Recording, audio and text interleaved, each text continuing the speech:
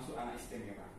Jadi anak istimewa itu anak yang mengalami kecacatan atau disabilitas, itu disebut anak istimewa. Nah, setelah nonton video tadi, kira-kira hikmah yang bisa diambil dari ketun apa?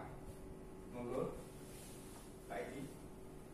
Ketika orang tua memiliki anak yang berkebutuhan khusus seperti getun tadi yang di film, orang tua tidak boleh membeda-bedakan, Pak. Nah, tidak boleh membeda-bedakan. Nah, baik, terima kasih, bagus sekali jawabannya.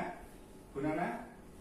Ya, jadi walaupun si getun tadi ada kekurangannya dalam fisiknya, tapi dia pasti punya kelebihan tersendiri gitu. Ya, bagus sekali.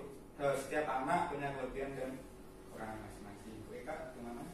Kita harus bisa menghargai orang lain bagaimanapun kondisinya, Pak, meskipun cacat tadi yang seperti itu. Ya, bagus sekali. Terima kasih atas jawabannya. Untuk jawabannya mari kita tepuk salut untuk kita semua. Yuk, kita tepuk salut. Salut, salut. Salut, salut.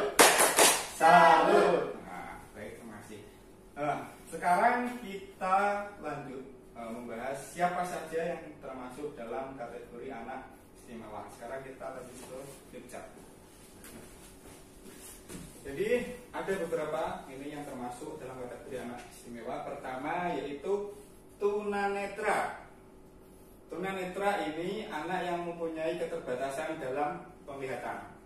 Nah, anak yang punya keterbatasan dalam penglihatan itu namanya tunanetra. Kemudian tunarungu. Tunarungu ini mempunyai keterbatasan atau hambatan dalam mendengar.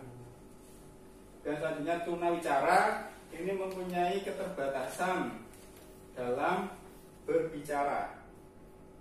Kemudian tunagrahita ini anak yang mempunyai hambatan dalam mempunyai kecerdasan di bawah rata-rata. Itu namanya tunagrahita. Kemudian tunadaksa itu anak yang mempunyai keterbatasan karena kehilangan salah satu anggota tubuh, yaitu tangan, kaki, baik sejak lahir maupun karena kecelakaan. Kemudian tunalaras itu anak yang mengalami hambatan dalam mengendalikan emosi, termasuk juga dalam kontrol sosial. Itu namanya tunalaras. Kemudian anak berkesulitan belajar, lambat belajar, mengalami spektrum autisme. Autis itu anak yang mempunyai kelainan dalam perkembangan sistem sarafnya, namanya autis. Kemudian memiliki gangguan motorik, menjadi korban penyalahgunaan narkoba, obat terlarang, dan zat adiktif lainnya. Kemudian memiliki kelainan lainnya. Terakhir tunaganda. Tunaganda ini mempunyai dua keterbatasan, contoh tunanetra dan tunarungu. Misalkan tunawicara dan tunarungu. Nah, intinya mempunyai dua keterbatasan, namanya tunaganda. Nah, inilah beberapa pengelompokan anak yang mengalami keterbatasan atau disebut dengan anak istimewa.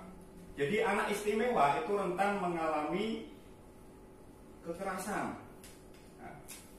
Mengalami kekerasan sehingga perlu perlindungan.